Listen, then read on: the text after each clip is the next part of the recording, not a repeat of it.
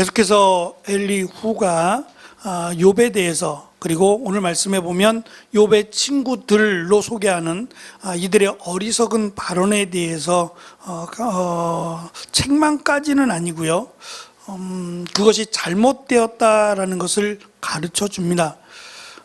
사실 지금 우리가 살고 있는 이 시대도 우리보다 훨씬 나이가 어린 친구들이 조목조목 따져가면서 우리를 교훈하거나 가르칠 때 유쾌하지 않을 거예요. 맞는데, 그들이 하는 말이 다 맞는데, 이 방법의 차이는 있을 수 있겠지만, 내가 살아온 삶의 무게, 또 살아온 삶을 통해서 내가 똑바로 살지 못했을 때, 제대로 살지 못했을 때 지혜로운 훈계를 나보다 어린 사람으로부터 듣는다면 과연 그것을 기뻐할 사람이 얼마나 될까 싶어요. 맞아도, 맞는 말을 해도 그것을 인정하거나 받아들이기는 쉽지 않을 것 같아요. 더군다나 지금 이 욥기서에 나온 내용들이 이 어르신이라고 쉬운 성경은 번역했지만 백발이라고 하는, 머리가 하얗다는 것을 오히려 영광으로 생각했던, 그래서 경험을 돈 주고 살 수는 없잖아요. 살아온 시간을 돈 주고 계산할 수 없는 것처럼 이 살아온 삶의 경험이 굉장히 소중하고, 문제는 잘못된 경험이나 잘못된 지식의 경우는 참 의미 있다고 말하기는 어렵습니다. 그래서 이 부분이 지금 엘리후가 상당히 조심스러워 하면서도 이것이 고쳐지지 않으면, 이 생각이 바뀌지 않으면 지금 욥이 가장 큰 문제가 벽에 부딪혀 있는 거예요. 하나님을 오해하고 있는 것이고, 하나님을 오해하기 때문에 자신을 오해하게 돼요. 그러니까 지금 오늘 말씀의 중심 주제가 뭐냐면, 자신은 의롭다고 말하는데 하나님은 왜 의롭다는 것에 대해서 반응하지 않으시냐는 거예요. 주인이 누구냐면 자기가 주인이에요. 내가 주인이라고. 그러니까 나를 위해서 하나님이 존재하는 거예요. 그러니까 지금 엘리후가 화를 내면서 이야기합니다. 무슨 상관이냐는 거예요. 당신이 의를 행한다고 하나님이 의로워지느냐, 당신이 죄를 짓는다고 하나님이 죄인이 되느냐, 이 말이에요. 아무런 영향도 받지 않는다는 거예요. 하나님이 공의, 우리가 찬양을 드렸습니다만, 하나님의 공의는 기준이 하나님이세요. 사람 누구에게 기준을 세우지 않고 하나님의 공의는 하나님의 기준이라고. 그러니까 하나님의 기준에서 공의를 펼치시면 나만 할 자가 아무도 없어요.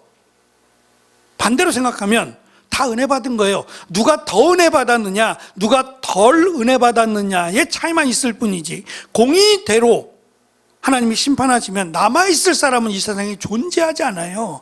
그러니까 하나님의 공의라고 말하지만 사실은 그 내면에는 은혜가 포함되어 있어요. 하나님은 죄를 알지도 못하신다라고 설명을 하거든요. 하나님은 죄와 전혀 무관하신 분이에요. 그러니까 공의라고 하는 것은 죄라고 하는 것을 심판하시게 되어 있다고요. 그러니까 이 땅에 죄를 안 짓고 행위로 말고 생각 자체로도 죄를 안 짓고 살아갈 사람은 아무도 없어요. 차이가 있을 뿐이라는 거죠. 생각으로 누구를 미워하거나 시기하거나 다 죄에 속하거든요. 그것으로부터 나는 자유하다라고 말할 사람이 과연 세상에 존재할까요? 하나님의 공의로 보면 이 땅에 존재할 사람, 또 하나님의 심판 밖에 벗어날 수 있는 사람은 아무도 없다는 겁니다. 하나님의 공의 안에 은혜를 담아 주셨기 때문에 지금 욥도 하나님의 은혜 가운데 이 정도라는 거예요. 만약에 하나님이 심판하시기로 마음을 먹었다면 당신은 이 땅에 존재할 수 없다는 거예요. 저는 엘리후가 어떻게 이런 하나님에 대한 그 성품을 알고 어떻게 이런 지식을 갖고 있을까 사실은 궁금하기는 해요. 궁금하기만 한 겁니다. 그냥 누구라고 말할 수도 없고요. 엘리후가 누구다, 어떠한 사람이다, 아무런 자료가 없어요. 정보가 없다고요. 그러니까 그에 대해서 똑부러지게 말할 수는 없고요. 다만 대단하다는 것밖에, 참 대단하다. 그가 하나님에 대해서 대변자로 이렇게 그가 나이가 훨씬 어리다라고 고백하면서도 이런 지식, 이런 지혜가 있다는 것이 너무도 대단하다는 것밖에는, 그래서 이렇게 자신이 갖고 있는 하나님에 대한 정확한 생각이나 지식을 나누어 줄 수 있다는 것이 감사해야 돼요. 고마워야 된다고요. 근데 아마도 지금 옆에 욥을 중심으로 지금 대화가 진행되고 있지만 함께 있는 세 친구들이 있거든요. 욥에 대해서 비판하고 자신들의 지식이나 경험을 마치 하나님의 생각인 것처럼, 하나님의 말씀인 것처럼 생각했어요. 그래서 호되게 지금 엘리후로부터 책망 아닌 책망을 들었거든요. 그리고 계속되는 하나님의 성품에 대한, 하나님에 대한 가르침을 과연 그들이 감사함으로 받고 있을까? 나랑 생각이 다르다는 것 때문에 얼굴이 울그락불그락하고 그러고 있지는 않을까? 한번 그냥 생각을 해봤어요.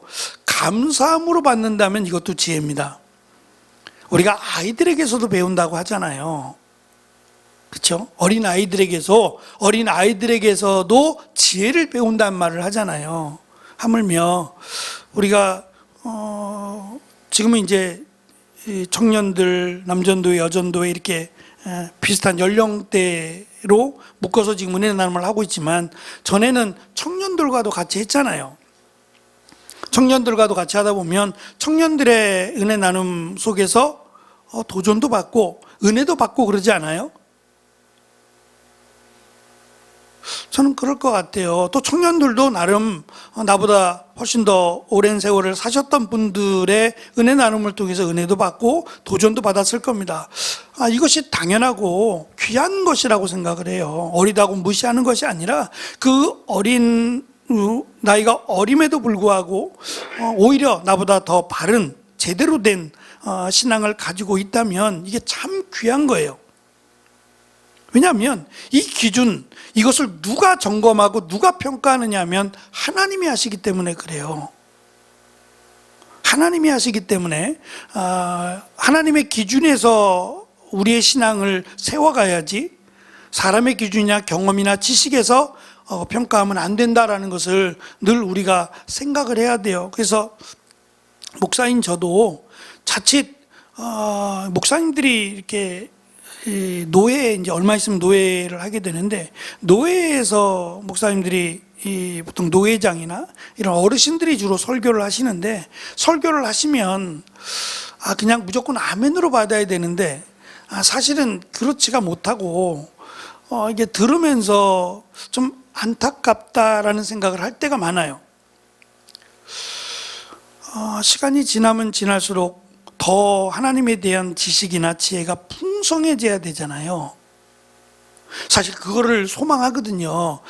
내가 나이가 들면 나이가 들수록 목회에 대한 경험도 더 풍성해지고 잘못된 것들을 더 다듬고, 또 하나님의 말씀에 대한 그만큼 더 설교를 오래 했고 말씀을 준비를 많이 했으니까 더 풍성해져야 되거든요. 근데 그렇지 못한 결과를 보았을 때 그냥 개인적으로는 아쉬워요. 그냥 제가 개인적으로 해요. 개인적으로는 아쉽다. 왜 이 말씀을 이렇게 라고 하는 아쉬움이 남아요. 제가 만약에 그 자리에 섰을 때 젊은 목회자가 아쉽다 그럴 수 있어요. 그럴 수 있지만 그냥 제 개인적인 바람은 어쨌든 제가 말씀을 늘 묵상하고 말씀을 늘 개인적으로 준비를 할 때에 그것이 그냥 습관이 되지 않았으면 하는 생각이에요. 누구처럼 성경책만 갖고 올라가면 그럼 얼마나 좋겠어요. 성경책만 갖고 올라가면 말씀을 술술술 할 수 있다? 저는 그렇게 생각하지 않아요. 제가 했던 말씀도 다시 보면 그때 마침 보지 못했던, 그냥 슬쩍 지나갔던 내용들이 더 크게 제 마음에 남기도 하거든요.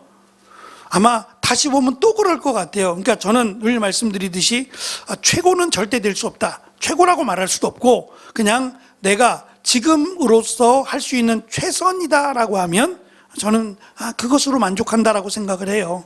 그럴 수 있었으면 좋겠어요. 늘 다시 반복하는 경우가 생길지 모르겠습니다만 지나쳤던 말씀 66권이라고 하는 하나님의 말씀 속에서 저희가 계시록을 2번 했습니다만 또 요한복음도 다시 보는 요한복음이라고 이제 설명을 해서 했긴 했지만 또다시 제가 함께 나누었던 말씀들을 다시 보게 되면 그때 했던 말씀을 뒤적거리지 않을 거예요.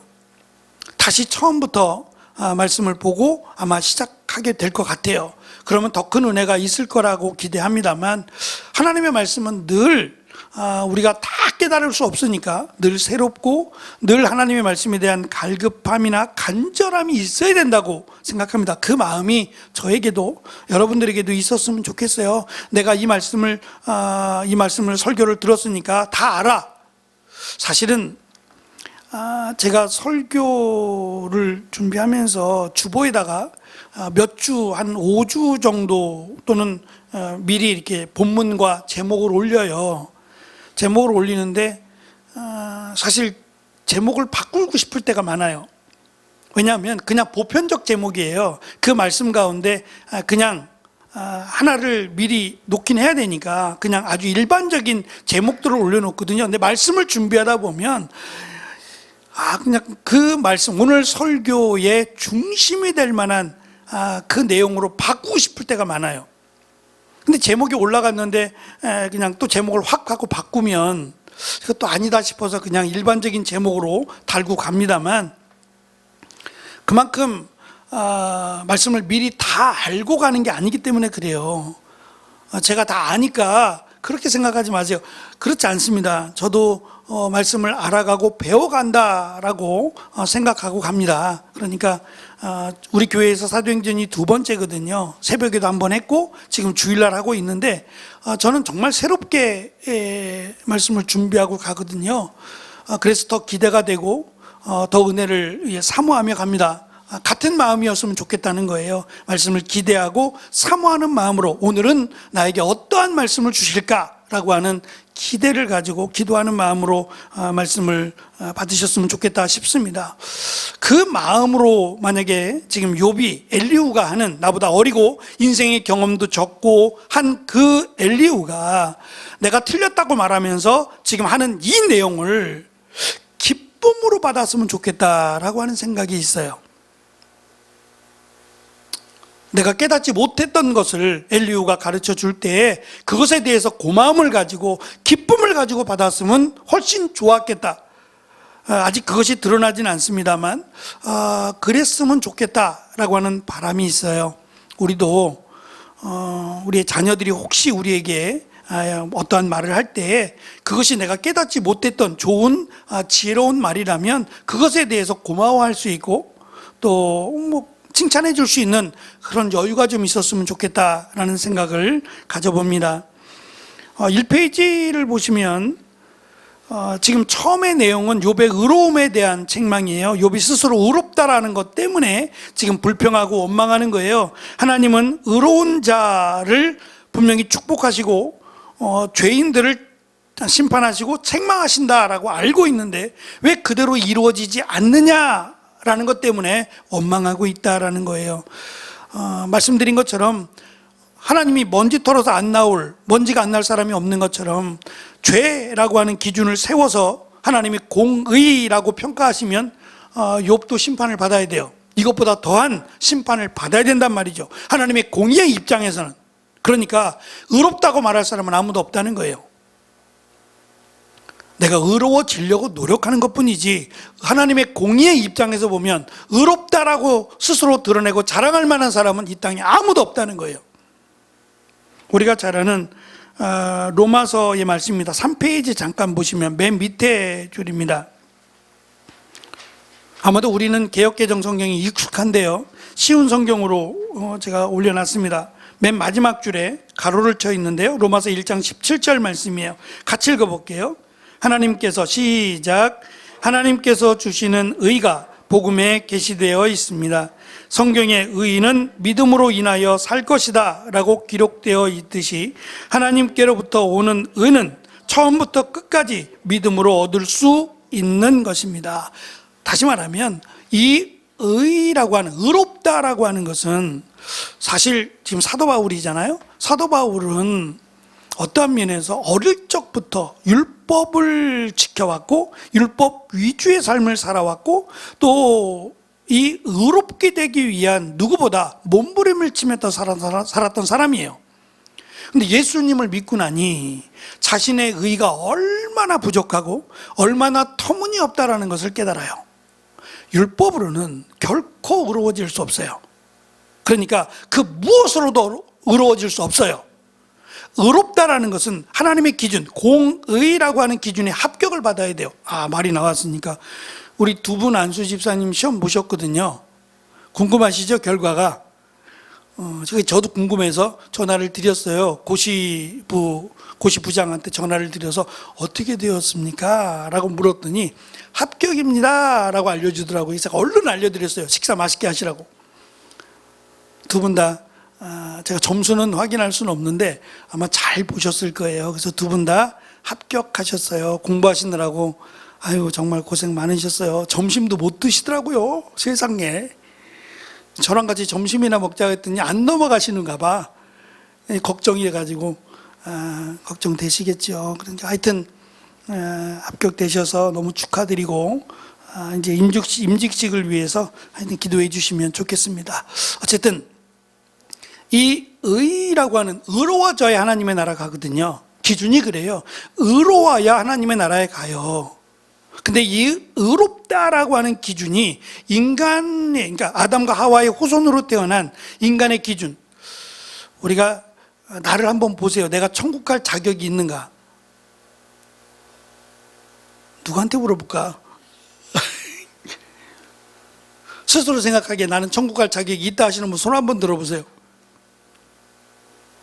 아유. 천국 갈 자격이라고 생각하는 것 자체가 사실은 우리에게 해당이 안 되죠. 그럼에도 불구하고 우리가 하나님의 나라를 소망할 수 있는 것은 예수 그리스도 때문이에요. 하나님이신 예수님이 이 땅에 오셔서 우리의 죄를 대신하여 죽으신다고 말씀하시고 죽으셨거든요. 그리고 부활하심으로 우리에게 참 소망이 되어 주셨어요. 그러니까 예수님을 믿음으로 의롭다라고 하나님이 칭해 주신 거예요. 그럼에도 여전히 사실 사도 바울이 말한 것처럼 우리 안에 두 가지의 마음이 늘 싸워요. 죄악된 요소, 죄악된 마음과 늘 싸우며 살아가거든요. 그러니까 그것이 맞다고요. 그렇게 할 수밖에 없어요. 그럼에도 불구하고 예수님을 믿음으로 하나님이 예수님을 믿는 믿음 때문에 의롭다라고 하셨고 그것 때문에 구원을 받을 수 있는 겁니다. 그러니까 지금 욥이 하나님이 의로운 자라라고 말씀을 하셨지만 그 의로운 자라고 하는 평가가 그는 하나님의 나라에 들어가기에 합당하다 이런 말이 아니라고요. 근데 욥은 지금 착각하고 있는 거예요. 자기가 죄를 짓지 않는다고 생각해 왔고 의로운 삶을 살았다라고 생각하고 있기 때문에 불평하고 있는 거예요. 이게 잘못이라는 거예요. 그렇지 않다는 거예요. 의로운 자는 이 땅에 존재하지 않는다. 아무도 없다. 다 하나님의 은혜로 살아가는 거다. 그러면 욥이 지금 처한 것에 대해서 불평이 아니라 이 정도로 하나님이 참으신 것에 대해서 오히려 감사가 나오지 않겠느냐는 거예요. 정말 하나님이 공의로 심판하시기로 작정하셨다면 남아있을 사람, 살아남을 사람은 아무도 없다는 거예요. 또 한 가지는 지금 욥의 착각이 내가 죄를 지음으로 하나님에게 영향을 미쳤다거나 내가 의롭게 살아서 또 하나님을 의롭게 만들었다거나 지금 그렇게 생각하는 것 자체가 잘못이라는 거예요. 기준이 내가 아니에요. 예수님께서 이 문둥병자나 특별히 이 부정하다라고 여겨지는 병자들을 그냥 말로 고치실 수 있어요. 당시 랍비들이 바리새인들이나 랍비들 선생님들은 존경을 받았는데 이 존경을 받았다는 의미가 뭐냐면 이 집안이 부자예요. 부자라고 하는 것은 복을 받았다는 얘기죠. 부자인데 안타깝게도 그의 자녀 가운데 병자가 있어요.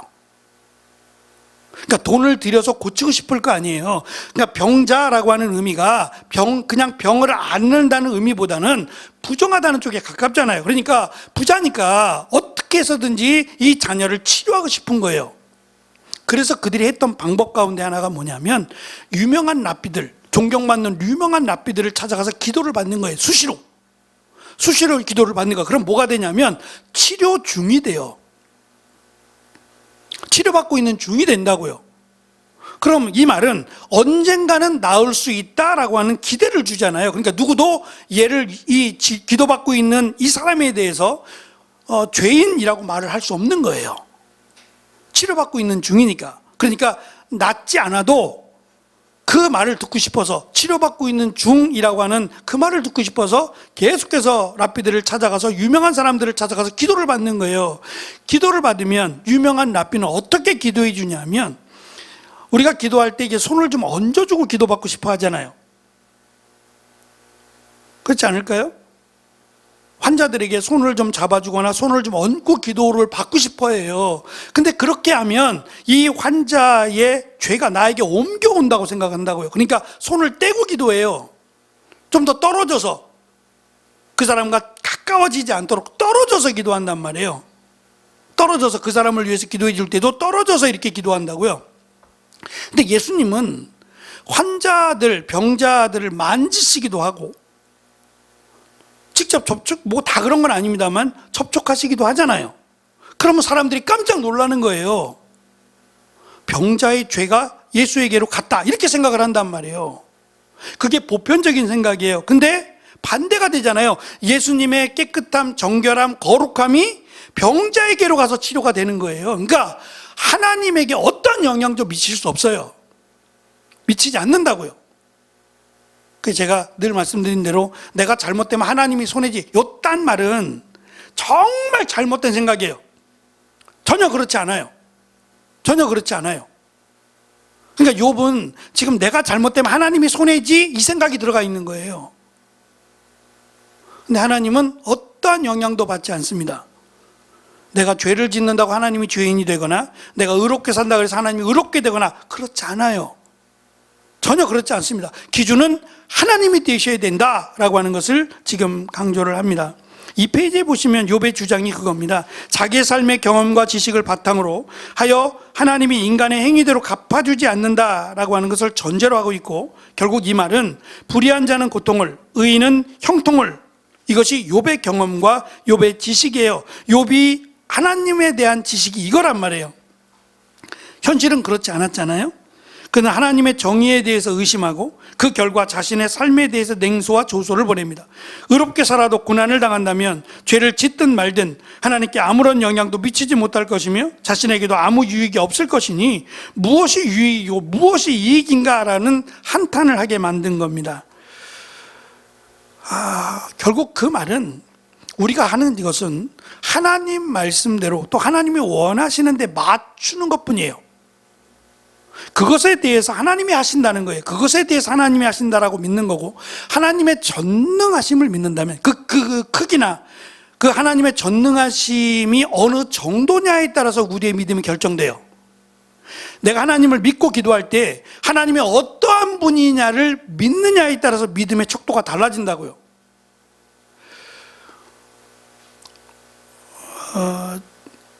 이 자동차를 갖고 계신 분들은, 자동차는 소모품이잖아요. 소모품이 많이 들어있어서 시간이 지나면 수리를 무조건 해야 돼요.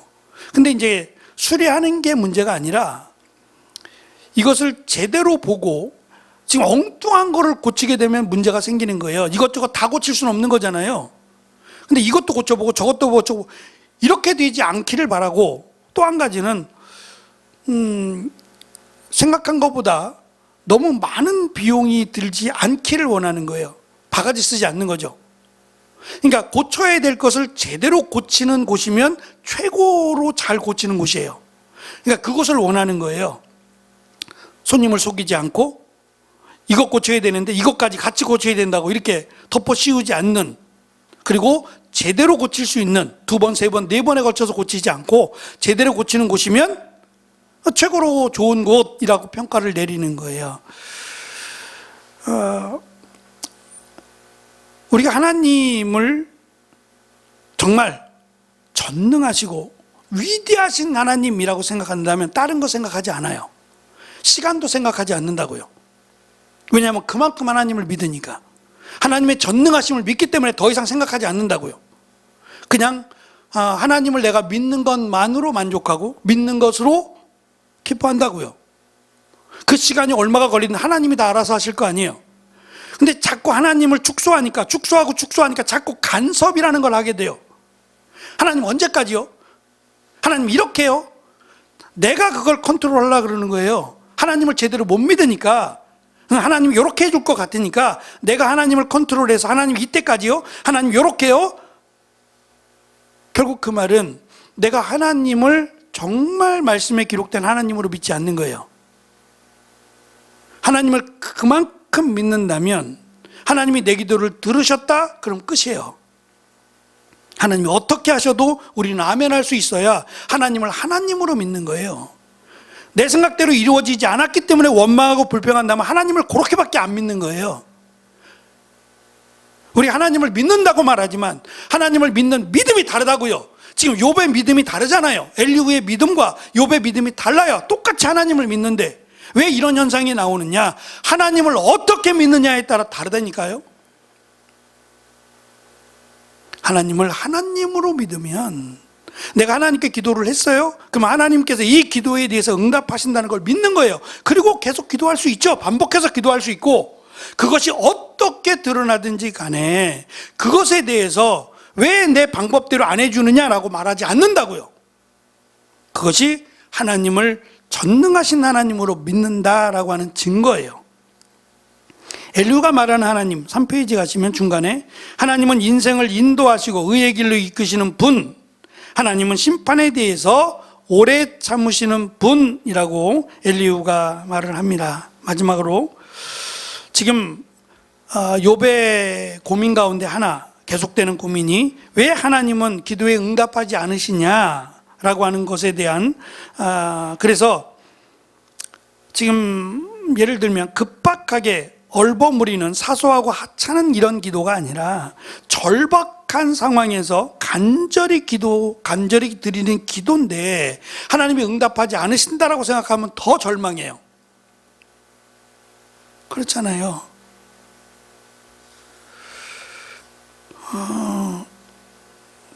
오후에 인천에 있는 같이 공부하는 목사님, 저보다는 좀 나이가 적은데 그 목사님도 교회가 작아요. 개척교회고 교회가 지하에 있는데 그래도 이렇게 보이는 지하예요. 거기는 정원이 참 부럽더라고요. 계단 이렇게 내려가면 바로 정원이 이렇게 보여서 거기서 이제 식사도 하고, 그러니까 그건 좀 좋아요. 근데 어쩔 수 없이 지하라서 비만 오면 모터가 안 돌아가면 큰일 나거든요. 그러니까 이제 비만 오면 교회로 달려가야 되는 그런 좀 아쉬운 점은 있는데, 어느 날 한 자매가 커피숍을 하는 자매인데, 이 자매가 커피숍이 좀 일찍 끝났는지 끝나고 이제 수요 예배가 8시인데 8시에 교회를 왔더래요. 교회로 와서 예배를 드리면서 이 자매가 제가 커피숍이 좀 일찍 끝나면 교회 수요일 날 와서 반주하겠습니다 그러더래요. 목사님이 얼마나 기뻤겠어요. 와주는 것만 해도 기쁜데 반주까지 해주겠대요. 얼마나 기뻐요, 그죠? 너무 기쁜지 저한테 전화까지 했어요. 목사님! 그러면서 전화까지 했더라니까요. 너무너무 좋아서 이 기쁜 소식을 전해야겠다는 마음으로 저도 굉장히 좋았어요. 너무 기쁘고, 야, 얼마나 좋을까. 근데 이 자매가 어느 날부턴가 손가락이 아프다 그러더래요.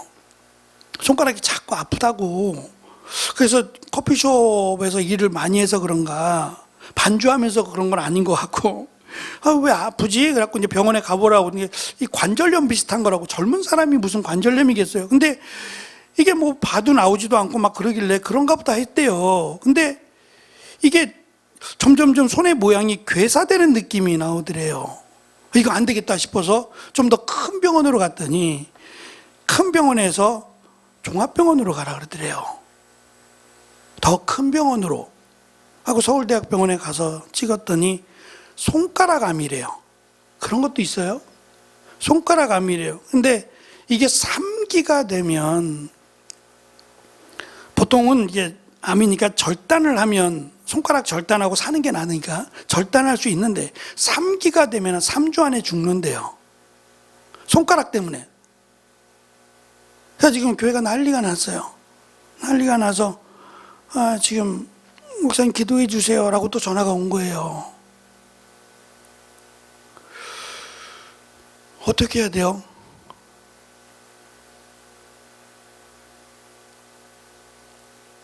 그래서 급하게 이제 서울대학병원에 검사하러 간다고 이제 그런 상태입니다. 급하죠. 급하고 너무 안쓰럽고 정말 어떻게 해야 될지 모르는 정말 하나님의 은혜가 필요한 기도예요. 이런 절박한 기도는 하나님이 좀 바로 응답해 주시고 바로 고쳐주시면 얼마나 좋겠어요.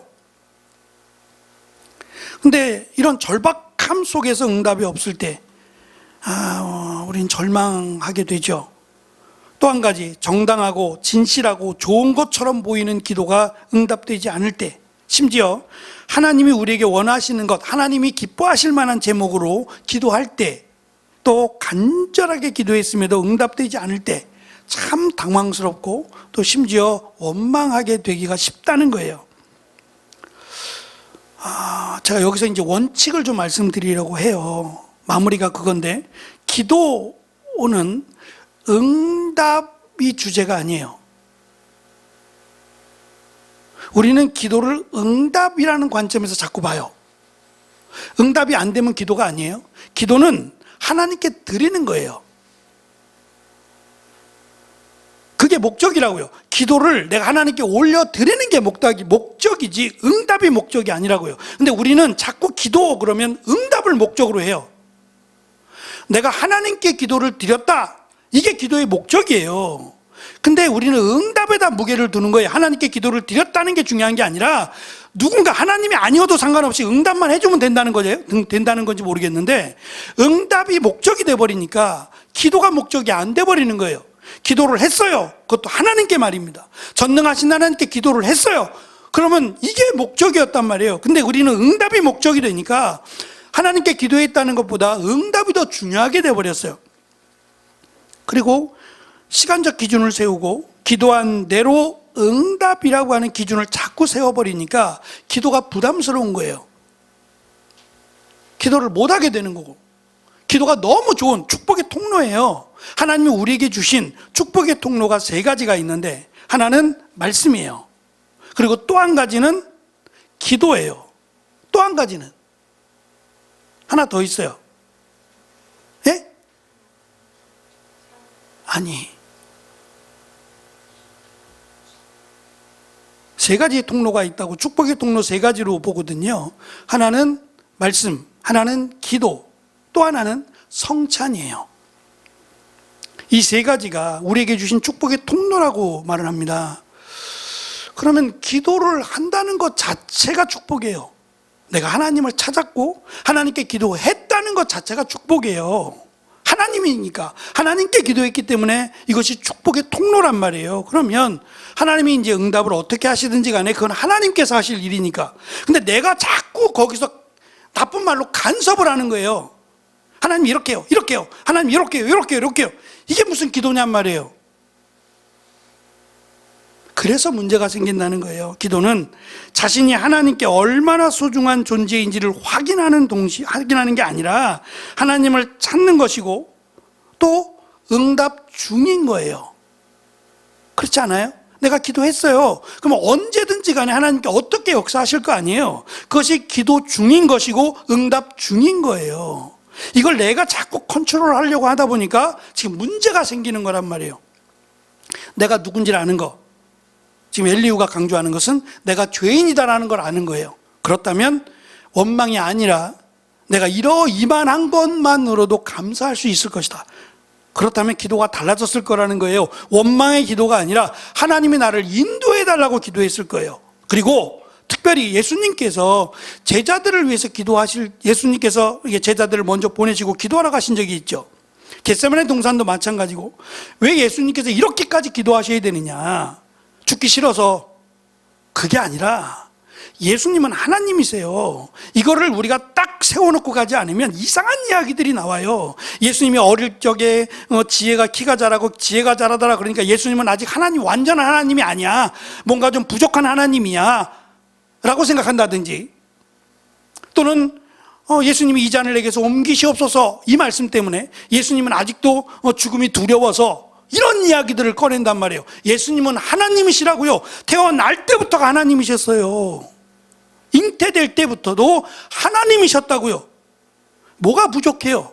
다만 인간적으로는 잘한다는 것이 필요했고, 인간적으로는 부모를 공경하는 부분들이 시간이 필요했어요. 그래서 30살이 될 때까지 기다리신 것이지, 30살이 돼야 그제서야 완벽한 인간, 완벽한 하나님이, 그게 아니란 말이에요. 처음부터 예수님은 완벽한 하나님, 완벽한 인간이었다고요. 이걸 우리가 다 설명할 수 없어요. 예? 완벽한 하나님, 완벽한 인간은 예수님밖에 없어요. 그랬더니 하는 말이, 누가 그러더라고요. 예수님도 인간이기 때문에 화가 났다. 봐라, 성전에서 상 뒤집어 버린 거 봐라, 채찍 휘두른 거 봐라. 저게 정상이냐? 열매를 맺지 못한, 얼마나 배가 고팠으면 성질이 나가지고 무화과나무를 그 자리에서 죽게 하지 않았느냐. 예수님도 어쩔 수 없는 거다, 이렇게 하시는 분들도 있단 말이에요. 아니에요. 특별한 이유가 있다고 말씀드렸죠. 예수님은 완전한 하나님이에요. 하나님인 것을 잊어버리면 안 돼요. 하나님이시라고요. 그리고 인간이세요. 그래야 우리의 죄를 대신하여 십자가에 달려 죽으시는 것이 대속이 되기 때문에 이 두 가지를 설명할 방법이 사실 없어요. 다만 완전한 하나님, 완전한 인간으로밖에는 설명이 안 됩니다. 그 예수님께서 왜 그 땀방울이 핏방울이 되도록 기도하셨냔 말이에요. 십자가를 지는 게 그렇게 힘들고 그렇게 피해가고 싶어서 그러셨겠어요? 그게 아니라 제자들 때문이에요. 제자들의 믿음을 위해서, 제자들이 끝까지 믿음을 지키게 하기 위해서, 그리고 성령께서, 예수님이 가시면 성령이 오겠다고 하셨잖아요. 그 성령 하나님께서 이 땅 끝날까지 우리를 위하여 간구하신다고 설명하잖아요. 우리를 위하여. 뭘 위해서 기도하시겠어요? 성령님이 예수님을 믿는 믿음에서 떨어지지 말라고 그렇게 성령님이 말할 수 없는 탄식으로 우리를 위해서 기도하시는 거 아니에요? 근데 우리는 엉뚱한 곳에 관심을 가져요. 믿음에 관심이 있어야 되고 예수님을 믿는 믿음이 소중한데 다른 것에 관심을 두고 있기 때문에 안타까워서 말할 수 없는 탄식으로 우리를 위해서 기도하신다 하신 겁니다. 제자들을 위해서 예수님이 그렇게 기도하신 거거든요. 우리의 믿음은 우리가 하나님의 위치에서 하나님을 평가하고 하나님을 판단하기 때문에 지금 문제가 생기는 거예요. 하나님을 하나님으로 믿고 하나님이 어떻게 하시든 우리가 기도했어요 그러면 응답 중인 겁니다.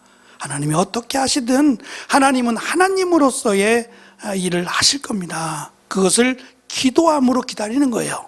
그것을 성경은 인내라고 설명을 합니다. 그리할 때에 정말 하나님이 하나님이시다라고 하는 것을 고백할 수 있도록 하나님이 이끌어 주신다라는 것을 우리가 기억했으면 좋겠습니다. 기도하겠습니다.